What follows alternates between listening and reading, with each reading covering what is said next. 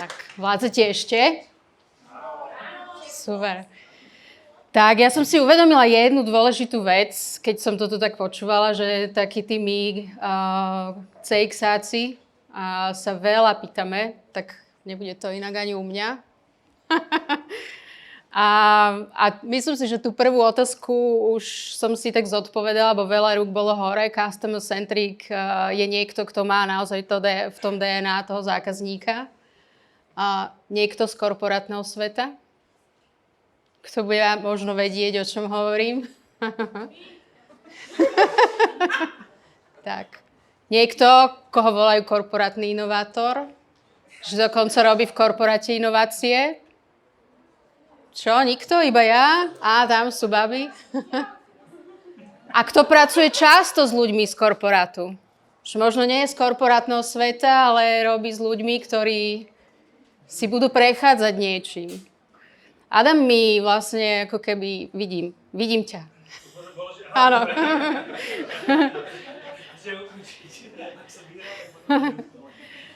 Adam mi predtým, ako to tu začalo, povedal, že odkedy sme sa o tej krivke bavili, ja som mu spomenula a zvedomila to údolie beznádeje, tak veľmi o tom rozmýšľa, tak verím, že to bude niečo zaujímavé možno aj pre zvyšok ľudí, ktorí z korporátneho sveta nie sú. A o čom to teda bude, aby som vám nastavila nejako tie očakávania, tak ja zhrniem v tej svojej skúsenosti takú tú cestu, hej, ako to pre toho CX-aka v tom korporáte vyzerá, s čím sa potýka. Bude to veľa o takých tých mojich skúsenostiach. Ja pripúšťam, že to môže byť v iných korporátoch inak.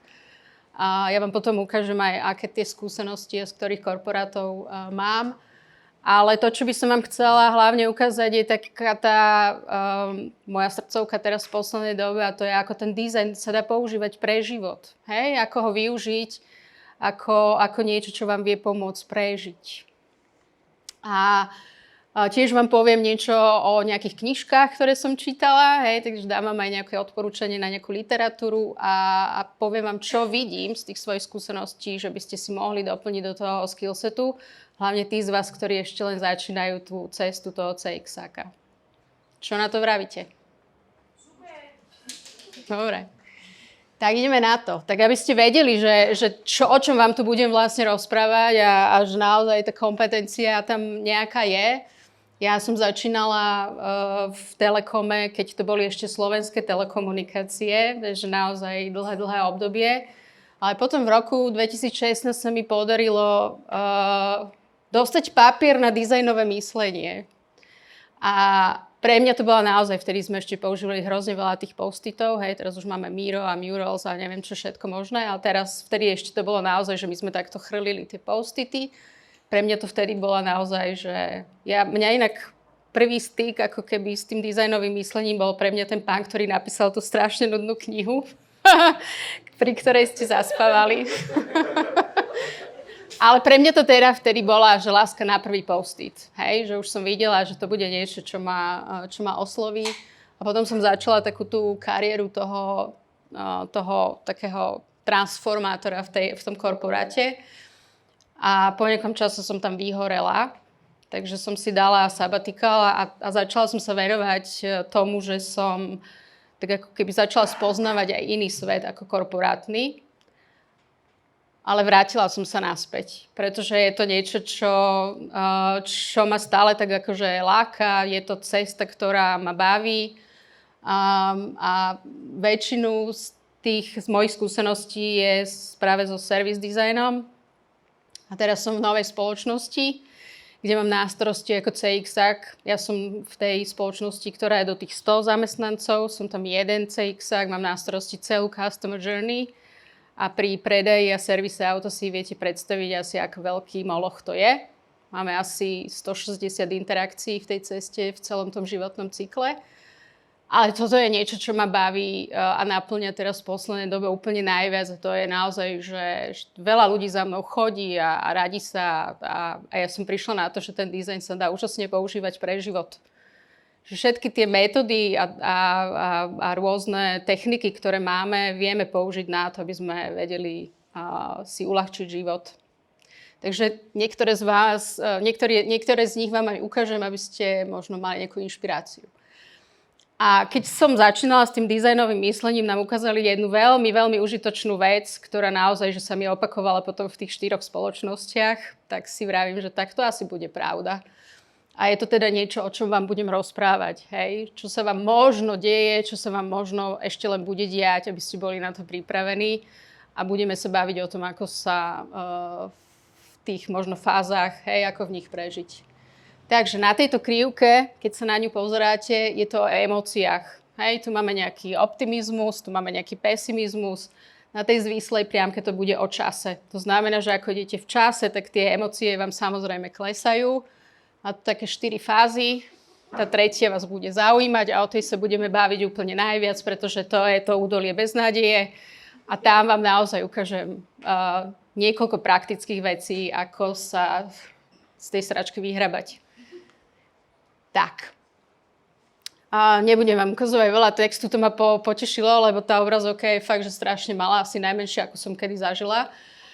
Ale aby ste si to vedeli predstaviť, hej, tak tá prvá fáza sa volá neinformovaný optimizmus. Vy skrátka neviete, do čoho idete a máte akože strašnú radosť z toho a síce niektorí možno majú také tej obavy, hej, že zrazu máte nejakú novú pozíciu a idete robiť niečo nové, ale zároveň akože prichádza veľa externých konzultantov, hej, ktorí vám pomáhajú a dostávate rôzne tréningy, tak sa z toho tešíte a každému o tom rozprávate s nadšením, až sa z vás stane proste niekto takýto, hej, že už a potom aj takýto slniečkár, že tí ľudia proste na vás pozerajú a klepú si na čelo. A v jednom momente to začne ísť dole, hej. Pretože ešte vy stále rozprávate o tom, aké je to úžasné a čo všetko sa s tým dá robiť a aké je to užitočné. Ale okolo vás ľudia už akože sa pýtajú, čo to je. Hej? Veľa z tých ľudí ako keby má veľa otázok a niektorí sú aj takí, že pre Boha, čo to je? A vám začne ako keby upadať to sebavedomie a tá viera, aj tá nádej. Hej? Preto sa prepadneme vlastne do toho údolia beznádeje. A teraz niekoľko takých situácií, ktoré ja zažívam v tej fáze, kým sa tam prepadnete. Väčšinou to vyzerá takto, hej? Že k vám prichádzajú tí ľudia, vy ste ten Batman. Tak, čo hovoria? My sme síce customer-centric company, ale business plán nepustí, hej?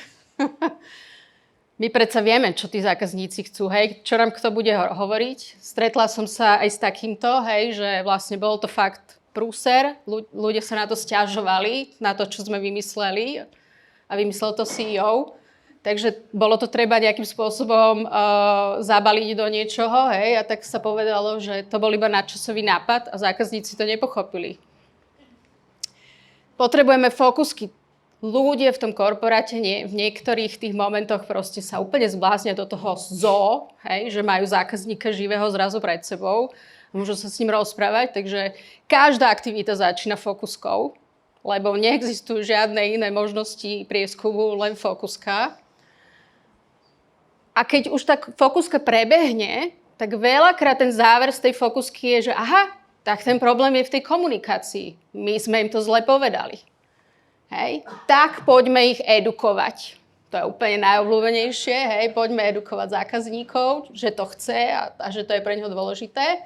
A potom také obľúbené. Nedal by sa design sprint, ktorý normálne trvá 5 dní, urobiť za 3 hodiny. Hej. Lebo my už ideme do implementácie. Hej.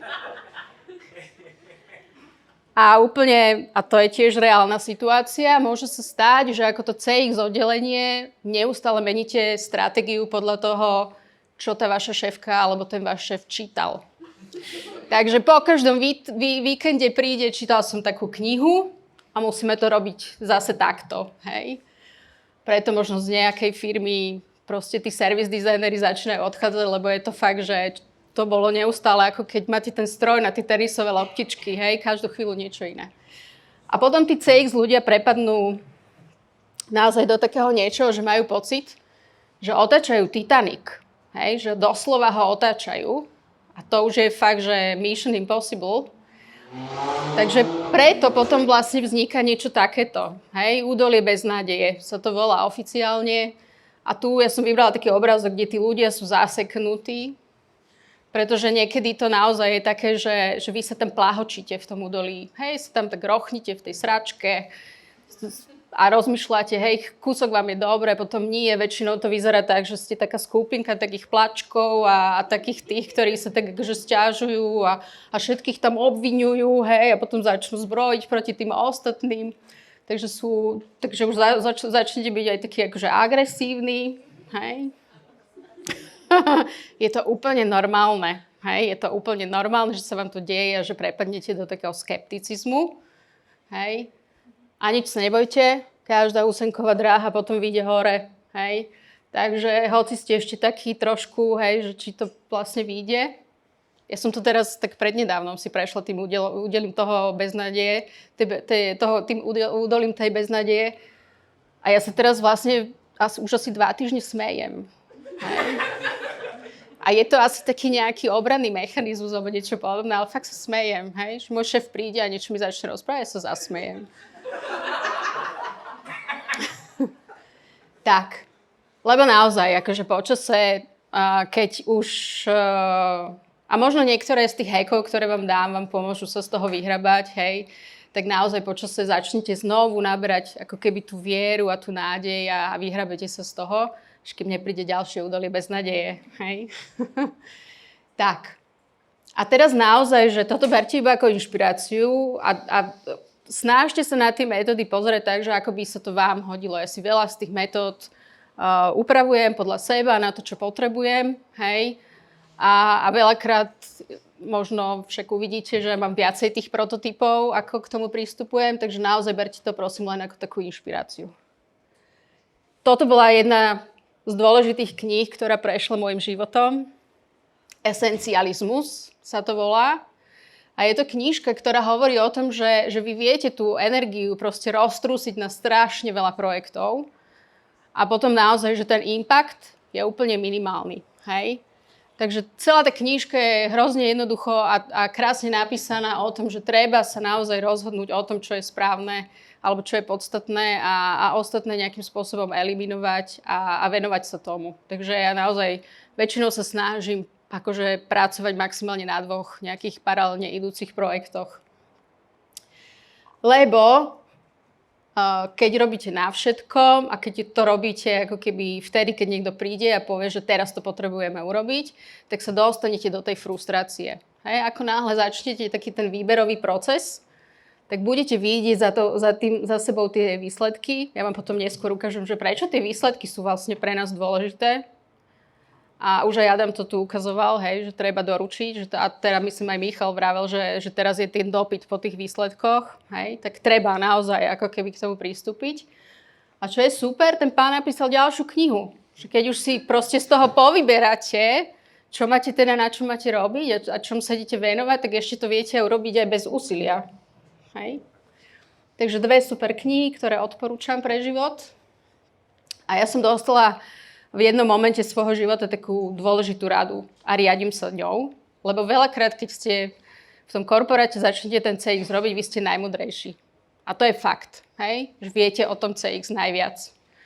Takže čo potrebujete urobiť? Definovať, inak vás definujú iní.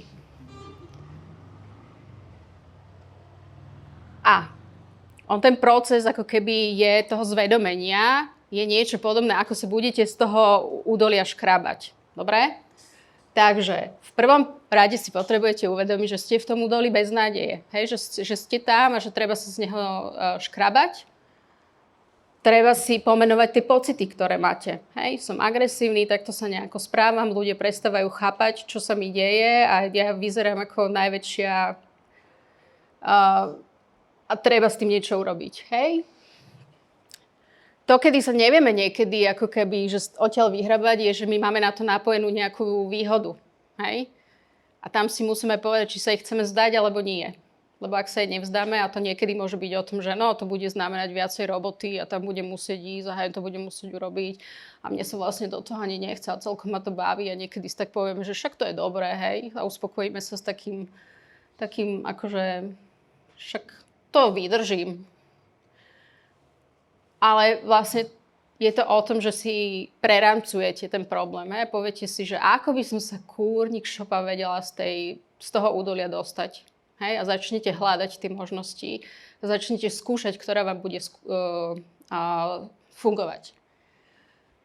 A ja som prednedávno bola na takej konferencii o leadershipe a jeden pán tam hovoril hrozne zaujímavú vec. A zaujímam sa z toho, ako keby, že zaujala ma to aj preto, že či by sme sa aj tých zákazníkov vlastne nemali viacej pýtať na pocit šťastia, hej, pri tom, ako zažívajú možno naše služby a náš produkt. A nie o tej spokojnosti, lebo spokojnosť je racionálna. Hej. To je, že čo si ja myslím o tom, pocit šťastia je, čo cítim. A ten pán vravel, že sú dve, ako keby, ak chcete zažívať v práci pocit šťastia, sú dva také ako keby kybliky, ktoré potrebujete plniť a jedno sú výsledky. To znamená, že vy za sebou potrebujete vidieť, že to, čo robíte, má zmysel a niečo nejakým spôsobom za vami ostáva a rozvíjať vzťahy. A ja vám potom ukážem, že ako s tým pracujem. Moja rekvizita zostala tam.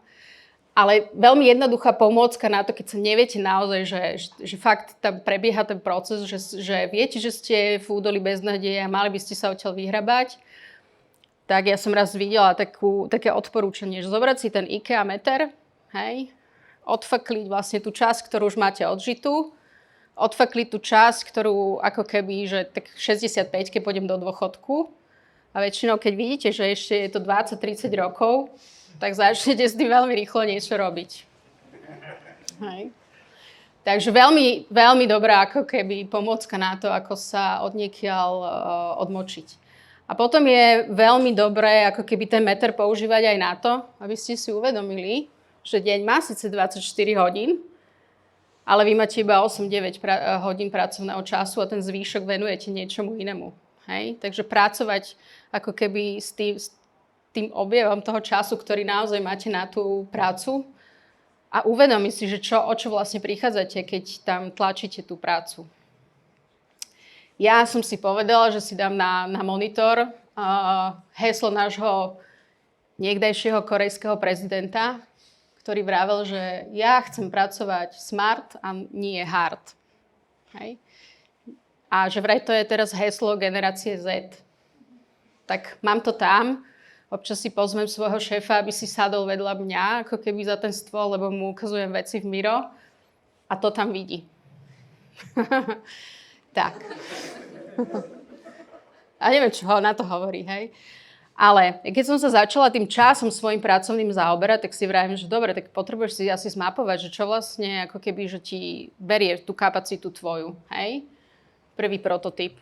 Hej, že som si povedala, že urobím si takú mindmapu mojej agendy, hej, že čo to vlastne znamená. Tak ja som iba sama CX-ák, hej, mám tam nejakých partnerov, s ktorými potrebujem rozvíjať tie vzťahy a samozrejme aj na to potrebujem mať nejaký čas.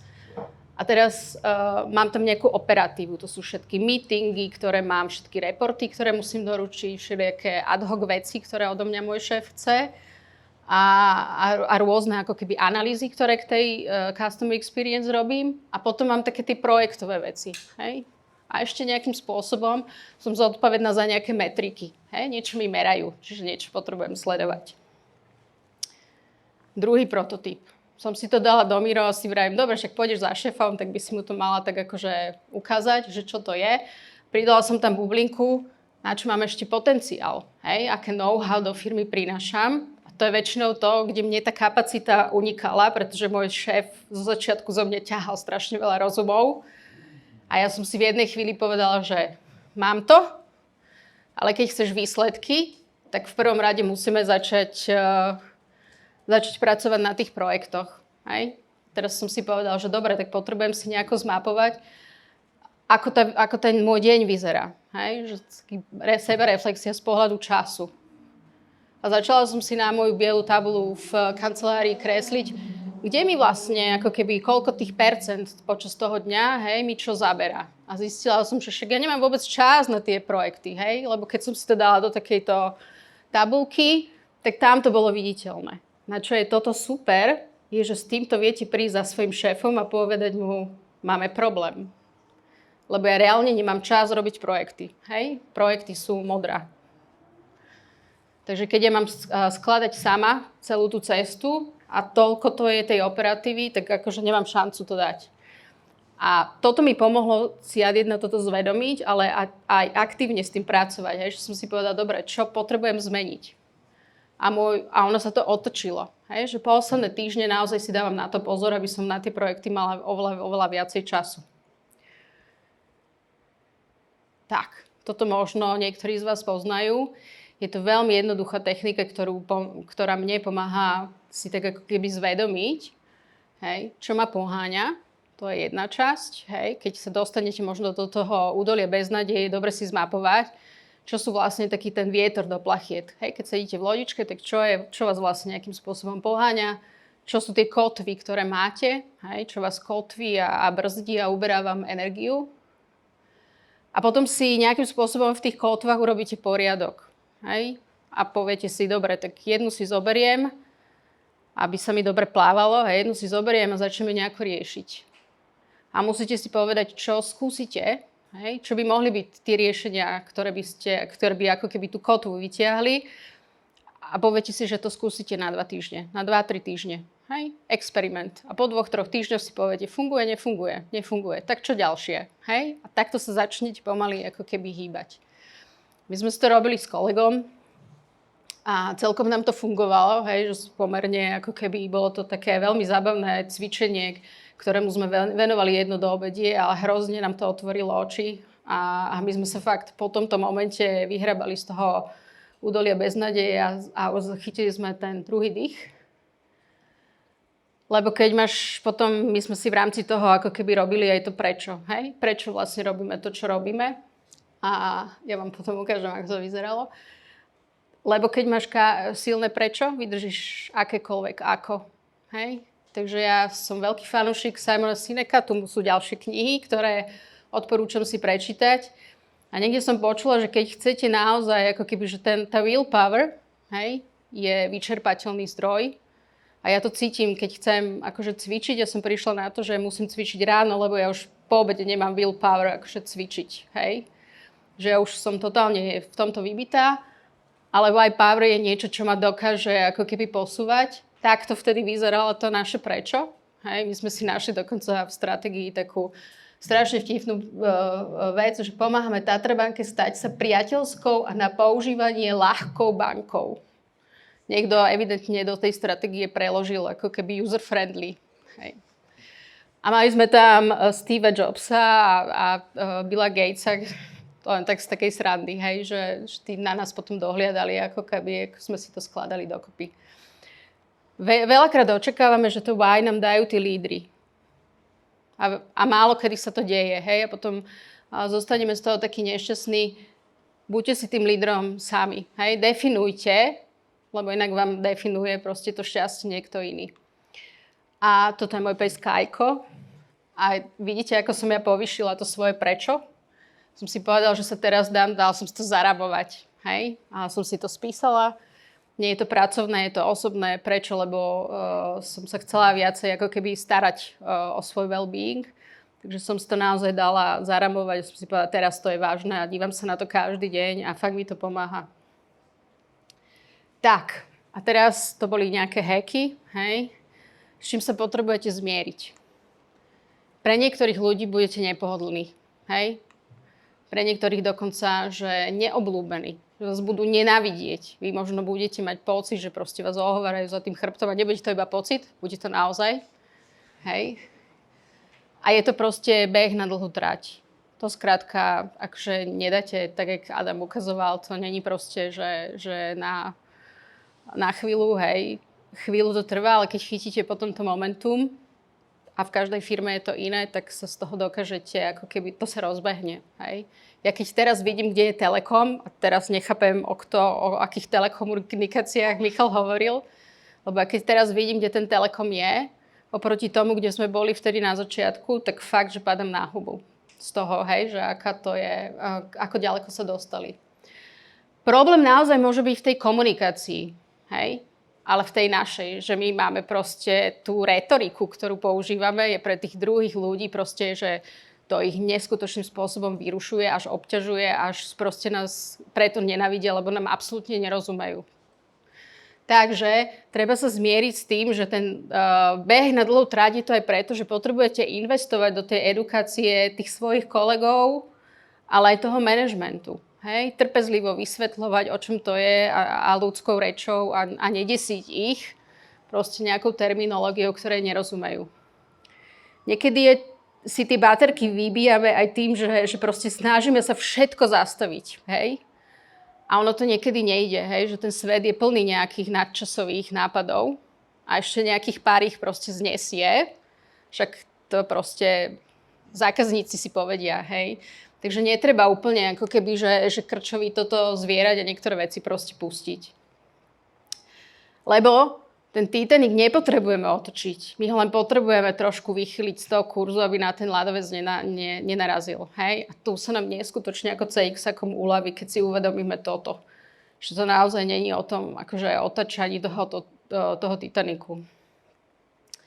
Tak, čo odporúčam rozvíjať? Hej? Aké nejaké zručnosti doplniť? V prvom rade vizuálne myslenie. To vám pomôže vlastne nebyť takým mimozemšťanom pre tých ľudí. Lebo keď sa naučíte tie veci vizualizovať, to pochopenie príde oveľa skôr a oni budú, skrátka dostanete ich čím skôr na svoju loď. Hej, budú vám rozumieť. Storytelling je hrozne dôležitý. To znamená, že rozprávať to cez tie dáta, nepohnúť sa bez toho, aby ste rozprávali nejaké verbatimy tých zákazníkov. Hej, aby to bolo naozaj, že to musí byť skutočné. Pitch je hrozne dôležitá vec, ktorú potrebujete, lebo veľa tých nápadov zlyhá práve na tom, že ľudia nevedia odprezentovať tú ideu. V zmysle, že hneď skočia do toho, že mám takýto nápad a veľakrát ten manažment nechápe ten kontext. Prečo? Že my tu máme nejaký problém. Takže vždy začať opisom toho problému, máme na to riešenie, takéto budú benefity a toto nás to bude stať. 4 jednoduché kroky, ktoré keď si zapamätáte, tak akože fakt.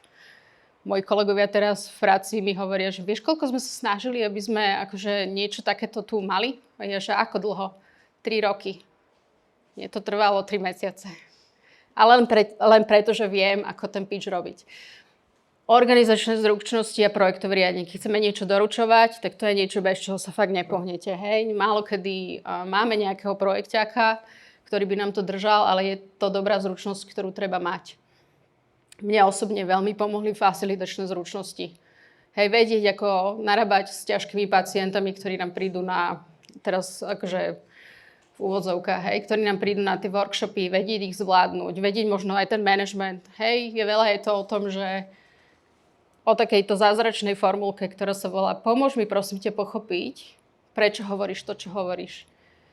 Je to oveľa ako keby lepší spôsob, a taká, ako keby také mierové, keď proste mu povedia to prečo, to ja s tým nesúhlasím, hej?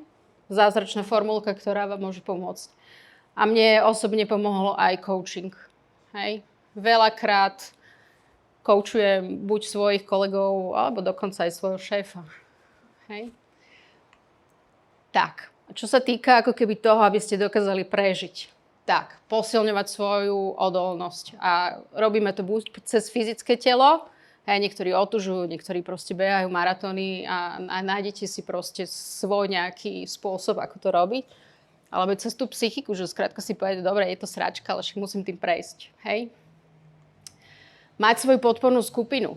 Hej? Mať takých tých CX-ákov, ja ich mám tu dnes veľa a ďakujem za tú podporu. A sme úplne v inom korporáte, ale neustále sa nejakým spôsobom sledujeme a rozprávame, že keď ktokoľvek potrebuje nejakú pomoc, tak si naozaj, že pomôžeme. A mať ľudí aj okolo seba, ale aj takto v externom svete, ktorí vám naozaj vedia ukázať taký ten vonkajší pohľad. Hej, nezaťažený tým, ako to máme my, ktorí vlastne v tej sračke žijeme aktuálne. Tak, trénujte ten svoj mindset. Adam tam mal krásnu knihu, že pracujte s limitmi, čo to tam bolo. Ja varím. Hej? Ja ako keby, že tú kreativitu rozvíjam tým, že si to obmedzenie dám v tom varení. Že si poviem, že nejdeš nakupovať, musíš uvariť z toho, čo máš v tej skrínke alebo v tej mrazničke. Hej? A to mi pomáha ako keby rozvíjať tú kreativitu. A už mi to veľakrát pomohlo, ako keby tá práca s tým mindsetom na to, aby som dokázala vyriešiť proste nejaké pracovné veci, ktoré ma ťažili. A toto je flipchart, ktorý ja mám v práci, mám ho pri dverách. Je tam strašne veľa obrázkov na ňom. Ale teraz aktuálne tam máme s kolegom takú vec, že si mapujeme, čo nám vybíja a čo nám nabíja baterku. Hej? A dokonca tam máme aj takú vec, ktorá hovorí o tých 2 kyblíkoch. A teda každý deň, keď odchádzame z práce a ideme okolo tých dverí, tak máme kyblík šťastia a kyblík nešťastia. A podľa toho, ako naplnené tie 2 kyblíky tých výsledkov a tých vzťahov máme, tak tam si dáme čiarku. A sledujeme to z nejakého ako keby časového obdobia, hej, že čo sa nám tam deje. Takže aj experimentujete. Hej. Je to niečo, čo vlastne čím dávate do praxe. To je ako Adam vravel, že treba proste robiť tie veci. Tá skúsenosť je na nezaplatenie, akože môžete ísť na x kurzov a prečítať si x kníh, pri niektorých aj zaspíte, ale tá prax, a toto sú také drobnosti, ktoré viete naozaj, že v tom živote si ohmatať. Lebo toto nezmeníme. Skrátka, to sa tak deje a bude sa to tak diať, hej, a do toho údolia beznádeje sa dostanete, ale môžeme si vybrať, v ktorom rade chceme sedieť. A ja si vždycky na tento obrazok spomeniem, že ja chcem byť tá pani, ktorá je tu vpredu, hej. A nie tie, ktoré sú tam v tom 3. rade. Takže možno aj preto sa teraz veľa smejem. Tak, ďakujem. Bolo mi potešením.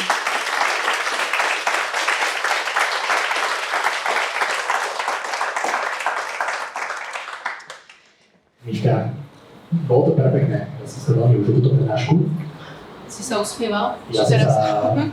Hej, usmieval som sa na tom. Dobre, Miška, ďakujem ti veľmi pekne. A sú to 2 otázky, ktoré už teraz položím. A teda základy coachingu. Či vieš dať nejaké typy odtiaľ? Bože, kde si sa aj ty naučila? Aj, mne veľa dalo ten tréning tých facilitačných zručností pri dizajnovom myslení. A tam sme veľa museli, ako keby sme sa bavili aj o tých coachovacích zručnostiach. A väčšinou ako keby z praxe, hej, že učím sa, že ten coaching nie je nič iné, len dobre počúvať, hej, a nechať si toho človeka, aby si prišiel na tie veci. Takže aj, akože ja veľa vecí čítam a veľa vecí si pozerám a potom to skúšam, hej. Nič sa nenaučíte tak, ako keď si tie veci skúšate. Dobre, dajme si ešte tú druhú otázku. Či vieš možno vysvetliť nejaký rozdiel medzi CX, Customer Success Managerom alebo Account Managerom? Account Manager je taký ako pre mňa nejaký projekt alebo ten človek, ktorý má na starosti nejakých skupinu nejakých zákazníkov, hej, že sa o nich stará. CX je niekto, kto sa zaoberá tou zákazníckou skúsenosťou a to nie je iba digitálny svet. To sú všetky interakcie, ktorá značka ako keby s tým zákazníkom má. To znamená, že to je offline svet, aj online svet. Každá jedna interakcia. A je to niekto, kto v prvom rade ako keby, že snaží sa pochopiť, ako to tí zákazníci majú. Hej? Takže si číta všetku tú spätnú väzbu a snaží sa tam prísť na to, čo potrebuje uchopiť. A potom sa snaží tú skúsenosť zlepšiť. A Customer Success Manager, to som ešte nikdy takúto pozíciu nepočula, ale predpokladám, že je to niekto, kto stráži nejaké KPI, hej. Že ten success je vlastne to, že naplňame nejaký cieľ, ktorý máme. Takže to je nejaký človek, ktorý sleduje nejakú metriku. Dobre, fajn. A ešte to je posledná otázka, asi od bývalého kolegu, Oslava, teda, na ktorý projekt najradšej spomínaš. A síce potom ten čo si mal spoločný. My sme s Oslavom robili na veľmi veľa projektoch a všetky s Oslavom boli fantastické, musím povedať. Ale asi najradšej spomínam na to, keď sme raz redizajnovali predplatenú kartu v Telekome. A to bola co-creation so zákazníkmi. Mali sme naozaj skutočných zákazníkov na tom workshope, trvalo to 2 dní, bolo to úžasné, pretože sme mali dobrého produkťáka, ktorý tam s nami sedel a naozaj, že počúval. Vytvorili sme niečo, čo mohlo ísť do implementácie za 2 týždne, pretože sme to okamžite mali otestované s tým zákazníkom. A fungovalo to. Proste to bolo neskutočné, ako rýchlo, ako keby zareagoval ten trh na to, že je to niečo, čo náplňa ich potreby. Hej, že bol to obrovský success, takže to je niečo také, kedy naozaj, že sme mali odvahu urobiť niečo, čo sme predtým ešte neskúsili a bolo to úžasné. Vždy na to spomínam proste s veľkou láskou. A neviem, či si tam bol, alebo nebol. Bol? Tak vidíte. Dobre, sa páči, z publika. Ja mám z publika, že naozaj aj tie konflikty, v podstate aj to, že kde sa vyspie šéfovi, potom tá knižka a tak ďalej. A nepamätám si ten prvý slajd, že asi som ešte bola vo viacerých firmách a z toho aj aké grady mala tá prezentácia, to teda vyzeralo, že aj tie tvoje skúsenosti sa ako keby časom menili, aj tá tvoja húževnatosť, nazvem to. A teda to, čo mňa zaujíma, je, že či v podstate máš nejaké také červené čiary, že veľakrát je to proste v tom textu aj o tých personálnych zmenách, že ten management je tvrdohlavý a tak. A či v podstate toto sa u teba tiež časom nejako buduje a vieš presviečať tých ľudí, alebo máš proste červenú čiaru, že keď dojdeš do nejakej firmy a sú tvrdohlaví a nechcú ťa počúvať, tak si povieš, že radšej proste zajazdávam tých výhod a idem zmeniť tú firmu. Odišla som napríklad z Tatra banky, hej, a odišla som práve preto, že som videla, že ten smer je taký, že naozaj tam tie loptičky neustále ako keby ten smer sa menil a nebolo to vôbec také akože že nejak koncepčne uchopené. A to bolo pre mňa, že nedávalo mi to zmysel, hej. Takže je to tak, že buduje sa to aj v tebe a na základe tej skúsenosti stavíš. Tie hranice sú hrozne dôležité, že je treba ako keby vedieť, hej, že či to je s môjim hodnotovým vnútorným systémom v súlade, alebo idem sama proti sebe. A pokiaľ idem sama proti sebe, to ti vybíja baterky. To proste nedokážeš dať. Ale že ja vidím, že tými skúsenosťami ako keby naberám, neviem, či väčšie zrelosť. Hej, že by som povedala, že zrelosť a tam mi ako keby naozaj dáva potom možnosť inak hovoriť možno aj s tým manažmentom. Inak sa k tomu postaviť. Nenechať si srať na hlavu, hej. Veľakrát vás ohýbajú, hej, a vám proste hoci keď ste v tom korporátnom svete, tak tam vás tá hierarchia niekedy proste dostane, hej. A ja tým, že som dokázala urobiť tú zmenu, že som odišla z nejakej spoločnosti, tak proste som pochopila, že cez niečo nejde vlak, hej. Lebo by som išla sama proti sebe. Super, ďakujem.